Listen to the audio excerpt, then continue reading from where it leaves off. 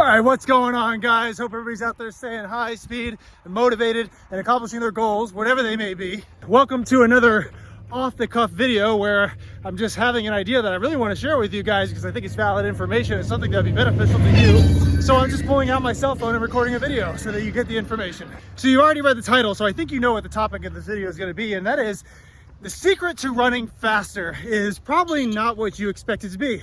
It's actually running slower.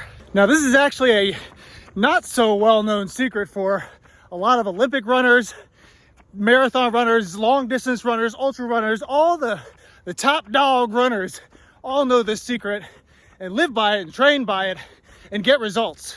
But this concept, running slower to get faster, can be applied to any sort of distance that you're trying to get faster with your run for. Whether you're a soldier trying to get ready to max out their ACFT on their 2-mile run, or you're just looking to gain a new PR for your next marathon, this is gonna work for you.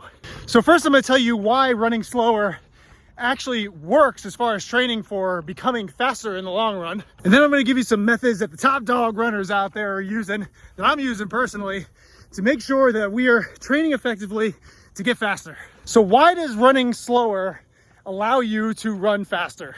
First of all, and probably the most important thing, is running slower at a slower pace, something that's easy for you, is going to allow your body to expel the excess lactic acid that you've built up during your training, and also allow you to recover appropriately in between those hard sessions. You may have heard the phrase, no pain, no gain, but that phrase is a little outdated. There's actually a lot of science nowadays that states training hard back to back and not giving your body enough time to recover in between is actually counterproductive to long-term training progress. It also leads to more training injuries, which is definitely something you want to avoid, right?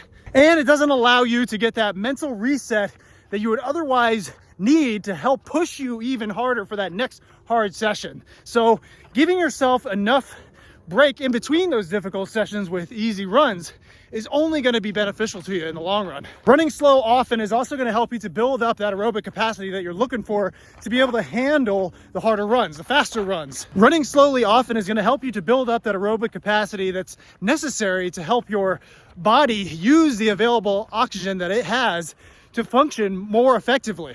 And this is especially true for runners because you're using a lot of aerobic capacity. So the more you build up your aerobic capacity over time with your slow runs, the more effective that you're going to in turn be when it's time to fast run. Running slower more often is also going to help you to work on your form as a runner, okay? It allows you to be a little bit more focused and deliberate about your running form. And if you're a lifter or a routine cross trainer, we all know that form has to come before weight. Well, the same concept applies with running. The better your form, the better you're going to be as a runner. So hopefully I've convinced you there now that running slower absolutely is going to help you run faster. So now let me tell you on how to go about implementing slower runs into your training plan appropriately, okay? First of all, you have to know what a slow run pace actually looks like. What is it, right? How fast should you actually be running to make it be considered a slow run? There are multiple ways that you can gauge this and make sure that you're on track. The first one is going off of your heart rate. Now, normally a zone 2 run, which would be considered an easy run, is set at a heart rate at around 130. But you can go ahead and give or take 5 BPMs on either side of that, okay? It doesn't have to be exactly 130, but you want to be on or around 130 BPM when you're doing your run.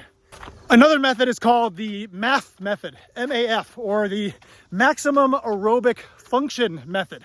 This one's a little newer, but I can tell you it's becoming extremely prevalent in the running community. It's pretty simple. All you got to do is take 180, subtract your age, and that should be your maximum aerobic heart rate or your easy run heart rate. Pretty easy, right? And that's most likely, more than likely for most of you watching this, is gonna even out to about 130 BPM on or about, right? So that's just another way you can go about calculating it. Now, if you don't have a heart rate monitor or any other way to calculate your heart rate, which a lot of us just don't, okay? There's another easy way to make sure that you're running at an easy pace, zone 2 pace. This is something I use quite often and it's very effective for me personally. And that's just staying at a conversational pace. And all I mean by that is that you would be able to maintain a conversation with a buddy that you're running with while you're running. And that would signal to you that you are at that easy run pace. Or you could be making a video like what I'm doing right now. I'm obviously running at an easy pace right now. All right, now how often should you be easy running as opposed to hard running? Well, a rule that I like to live by that's appropriate for most training situations, unless you're training for something extremely specific, if you want to get faster, you should only be conducting your hard running workouts 10% of the time, or once every week. Once, no more than twice. Twice is like maximum. The rest of your running workouts should all be easy and focusing on building that aerobic base. So for an example, a typical training week for somebody who's trying to get faster, right? Increase their run speed. You'll have 1 day of sprints and maybe 3 days of easy runs. And another good tip that I'll throw at you is those easy runs should be a little bit, if not a lot of bit, longer than whatever distance that you're training to run faster for. So for example, for my soldiers out there trying to get better at that ACFT, that 2 mile run, your training run should be over 2 miles, right? I'd say push it up to 5 miles if you're really feeling high speed. And again, that's gonna allow your body to build up that aerobic base so that when you do come up to your hard training sessions, you're gonna be better and more prepared for it. And honestly, guys, it's gonna help you with that mental game, okay? If you're training for a 2 mile run and you're trying to get faster with that, but you're never going past like 2 or 3 miles at any given run, even for your easy runs, your mental game is just not going to be there, because no matter what, the 2 to 3 mile run is always going to be difficult for you. Train your body and train your mind to be able to take on that distance and make it easy for yourself, okay? Do it, make it something that you've done before. Make it something that isn't going to be a shock to you.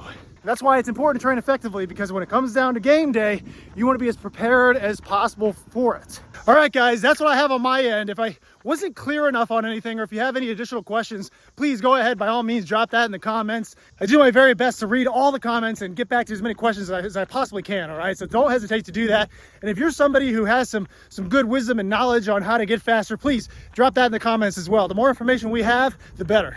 I genuinely hope that was useful to you. If it was, please don't forget to like and subscribe, because that's very useful for me. But for now, guys, I got about 2 more miles on this run, so I'm gonna go ahead and focus on that. Besides that, I've got nothing else for you, and I will see you on the next one.